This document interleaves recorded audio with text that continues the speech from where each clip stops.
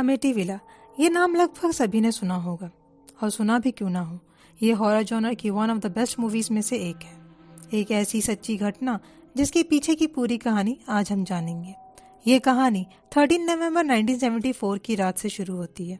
अमेटिविला, New York में Defoe परिवार का घर शांत और सामान्य लग रहा था, लेकिन उस रात कुछ ऐसा हुआ जिसने पूरे अमेरिका को हिलाकर रख दिया।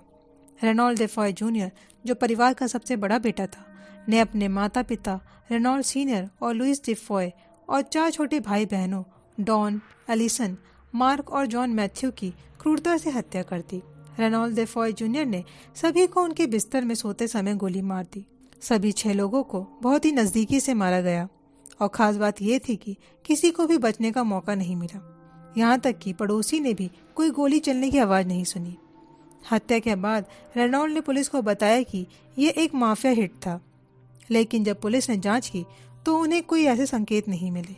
बाद में रेनॉल्ड ने कबूल किया कि उसी ने ये हत्याएं की थी। उसने दावा किया कि उसे घर के अंदर आवाजें सुनाई देती थी जो उसे इस हत्या के लिए उकसाती थी। ये बयान रेनॉल्ड के मानसिक स्थिति पर सवाल खड़ा करता है, लेकिन उसे अदालत ने दोषी ठहराया और 6 हत्याओं के लिए उसे उम्र कैद की सजा दी। डिफॉय हत्याकांड के बाद ये घर खाली पड़ा रहा। लगभग 1 साल बाद दिसंबर 1975 में जॉर्ज और कैथी लुट्स ने यह घर खरीदा। लुट्स परिवार ने बताया कि उन्हें इस घर का लोकेशन और डिजाइन बहुत पसंद आया, और इसे खरीदने की कीमत भी इतनी कम थी कि वे इसे छोड़ नहीं सके। उन्होंने ये घर सिर्फ $80,000 में खरीदा, जबकि इस इलाके में घरों की कीमत इससे कहीं ज्यादा होती थी। हालांकि घर में आने के बाद ही लुट्स परिवार ने अजीब घटनाओं का सामना करना शुरू कर दिया।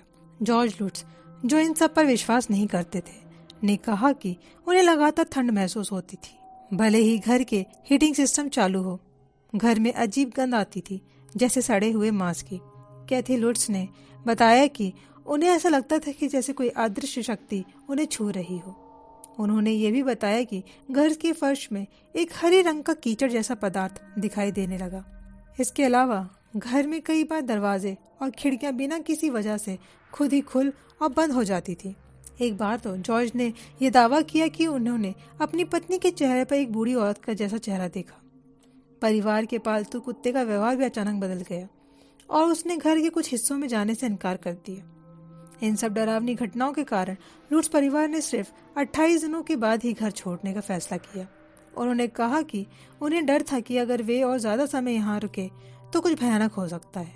लुट्स परिवार के घर छोड़ने के बाद इस घर की चर्चा पूरे देश में होने लगी। इसकी खबर प्रसिद्ध paranormal investigator Ed and Lorraine Warren तक भी पहुंची। वॉरेन ने इस घर की जांच की और वहां कुछ बेहद डरावनी चीजों का सामना किया। एड और लॉरेन ने दावा किया कि इस घर में बहुत सी नकारात्मक ऊर्जाएं थी। लॉरेन, जो एक क्लरवॉयंट थी, ने कहा कि उन्होंने घर में एक बहुत ही शक्तिशाली और खतरनाक डेमोनिक प्रेजेंस महसूस की। वॉरेन्स ने इस घर की फोटोग्राफी भी की, और उनमें से एक तस्वीर में एक छोटे बच्चे का चेहरा दिखाई दिया, जो कि उस समय घर में कोई नहीं था। उन्होंने कहा कि ये चेहरा एक भूत का था, जो शायद डिफॉय परिवार के किसी बच्चे का था। वॉरेन ने इस घर के बारे में एक विस्तृत रिपोर्ट बनाई और इसे बहुत ही खतरनाक जगह घोषित किया। उन्होंने कहा कि इस घर में डेमोनिक एक्टिविटीज इतनी ज्यादा थी कि यह घर किसी के रहने के लिए लायक नहीं है।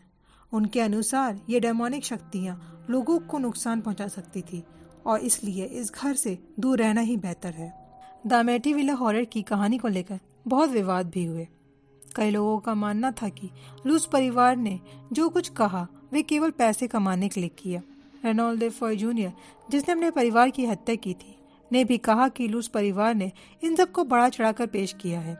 लुट्स परिवार के वकील ने कहा था कि जॉर्ज और कैथी लुट्स ने अपनी कहानी को बढ़ावा देने के लिए इस घर में हो रही घटनाओं को बढ़ा चढ़ाकर पेश किया था।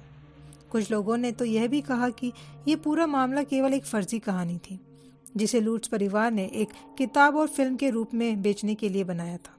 हालांकि जॉर्ज और कैथी लुट्स हमेशा अपने बयान पर कायम रहे।